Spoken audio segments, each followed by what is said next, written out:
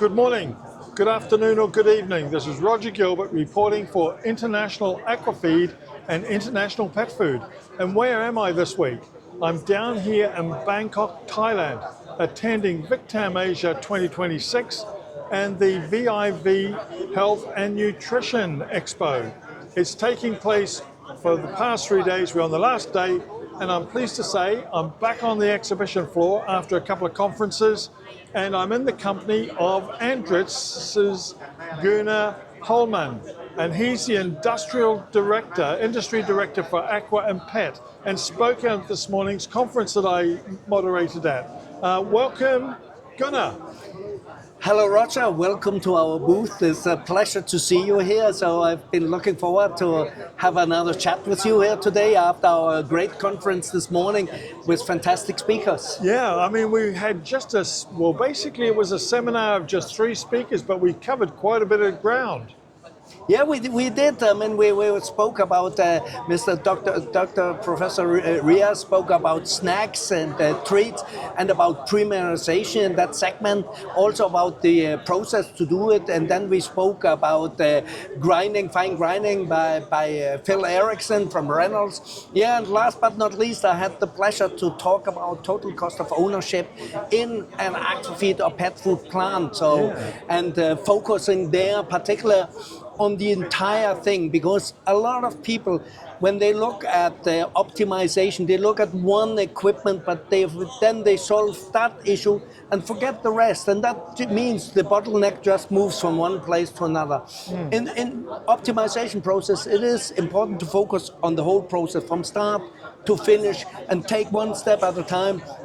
And there, it is really important to start measuring first, diagnosing, finding out where are the issues, then making the process stable, and then you can start to optimize. If you try to do something in between, it will be something like standing in the rain, and then at some stage you will be dry, but I mean, it is not really solving anything. Yeah. And you mentioned, if I recall, how important maintenance is in the whole process. Absolutely. Yeah, maintenance is key to things, because if you do not maintain your equipment, you can do all the optimizations in the world, because if your equipment breaks down, then you have downtime, which leads to wasted materials, people standing around and having nothing to do, and product being thrown in the bin, and that is absolutely waste and so on. So therefore, by maintaining your equipment, keeping it top notch, then you have a chance to have a continuous production. Yeah, and you also went on to mention how to avoid some of these issues. You had a special phrase for that, which was to project forward.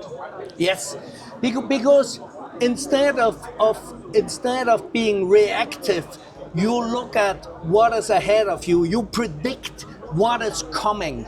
And by predicting what is coming, by looking at the things, by monitoring things, then you can already in early stages see what is going wrong. And thereby you can prevent it and remove the potential for downtimes even before it occurs. Yeah. And how important is AI?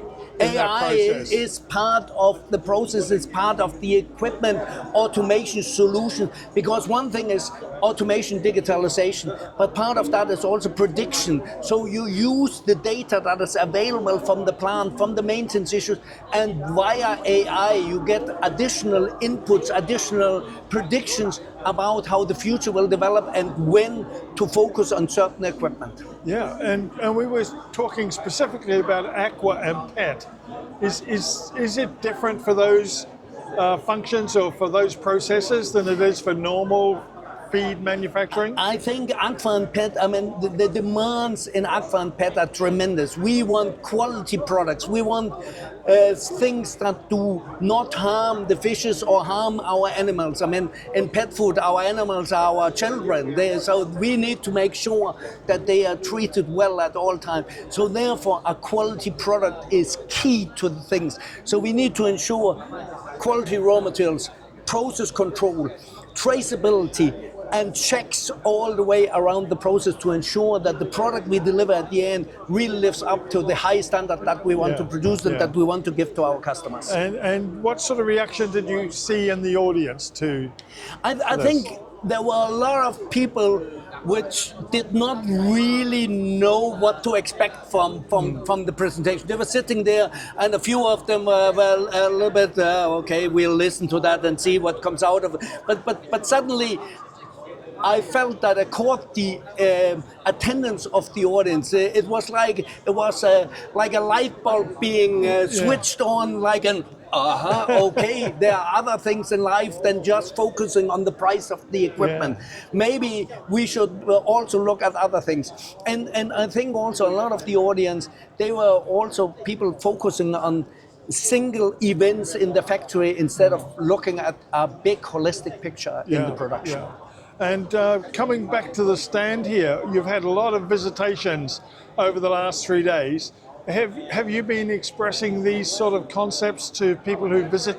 Yeah, definitely. That is something that we always express, because for instance here to the right we have our automation and digitalization that is capturing some of these events in the factory, measuring, predicting, looking at the things. Also here we are focusing on service and maintenance, and that is part of it.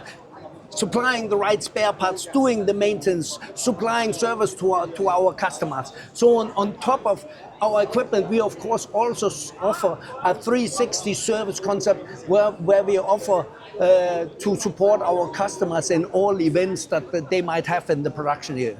And how have you found the show? Responsive? I mean, the show is good, but I must admit I would have liked even more people than we've seen, so it could have been better. We've got really strong messages, and hopefully this video will carry some of those to people who weren't here. And let's see if we can get some of those people who weren't here next time round.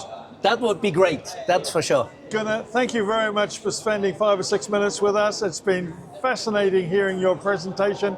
It is on video, and hopefully we will be able to distribute that to people who weren't here as well. Sounds great, Roger. It was a pleasure to have you here and to be able to convey some messages. Yeah, thank you very much.